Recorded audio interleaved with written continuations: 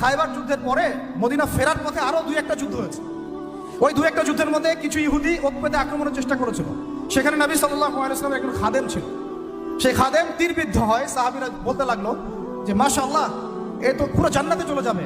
নবী সাল্লাল্লাহু আলাইহি ওয়াসাল্লামের খাদেম ছিল, তীরবিদ্ধ হয়ে শহীদ হলো। নবীজি বলছেন না, সাল্লাল্লাহু আলাইহি ওয়াসাল্লাম বলছেন না, বরং আমি দেখছি তাকে জাহান্নামের আগুনে জ্বলতে। বলেন নাউযুবিল্লাহ। সাহাবীরা অবাক হয়ে জিজ্ঞাসা করলেন, কি কারণে ইয়া রাসূলুল্লাহ? তিনি বললেন, খায়বারের গনিমতের মাল থেকে একটা চাদর সে না বলে নিয়েছিল, এই কারণে। খায়বারের গনিমতের মাল থেকে একটা চাদর সে না বলে নিয়েছিল, জাস্ট এই কারণে। তখন সবাই কিছু কিছু করে জিনিস আনা শুরু করলো, জমা দেওয়া শুরু করলো। একটা মেসওয়াক, একটা ডাল পর্যন্ত মানুষ জমা দিয়ে দিল। নবীজি বলেন, এগুলো ছিল জাহান্নামের অংশ যা তোমরা জমা দিলে। তাহলে আমাদের পুরো মুভমেন্টের উদ্দেশ্য কি হবে বলেন? আজকের আলোচনা সব ভুলে গেলে একটু ভুলে যায় না। আমাদের পুরো উদ্দেশ্যটা কি হবে? শুধু এক আল্লাহকে রাজি খুশি করার জন্য।